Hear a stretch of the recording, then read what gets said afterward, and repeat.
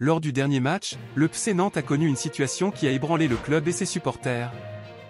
Une décision controversée, prise à la fin d'un match crucial, a entraîné une défaite amère pour les Canaries. Ce qui s'est passé dans les dernières minutes de cette confrontation fait parler et intrigue tout le monde. Bonjour, Canaries. Soyez les bienvenus sur la chaîne officielle de nouvelles du FC Nantes, où vous trouverez les nouvelles les plus chaudes et les plus passionnantes sur notre cher club. Aujourd'hui, je vous apporte une information qui va accélérer votre rythme cardiaque. Mais avant, je vous demande de vous abonner à la chaîne et de mettre un pouce levé si vous aimez le contenu. Votre participation est essentielle pour la croissance de la chaîne et pour soutenir notre équipe.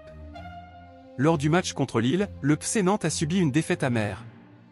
Les Canaries étaient confiants de réaliser un bon résultat, mais une décision controversée en fin de match a tout changé. Cette situation a rendu le club et le président Waldemar Kita complètement furieux. Quentin Merlin, avec sa performance incroyable, a mis Nantes sur la bonne voie, mais l'entrée d'Adamounas a posé des difficultés à l'équipe en seconde mi-temps. Un pénalty douteux a été accordé à Lille après une sortie du gardien Lafont sur balle bas.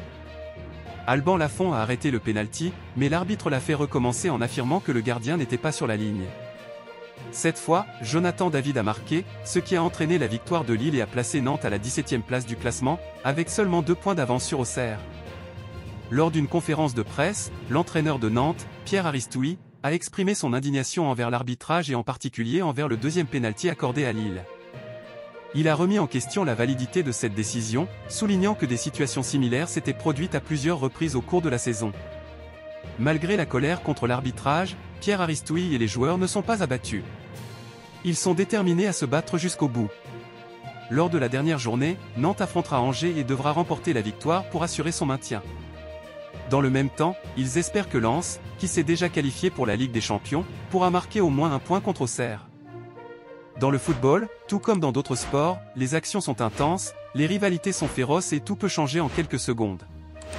Mais le plus important dans tout cela, c'est votre opinion. Nous voulons entendre ce que vous avez à dire sur cette situation et comment elle peut influencer l'avenir du FC Nantes. Alors, n'oubliez pas de laisser votre commentaire, de vous abonner à la chaîne et d'activer les notifications pour ne manquer aucun contenu.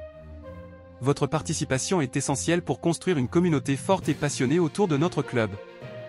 Merci beaucoup de regarder et à la prochaine vidéo.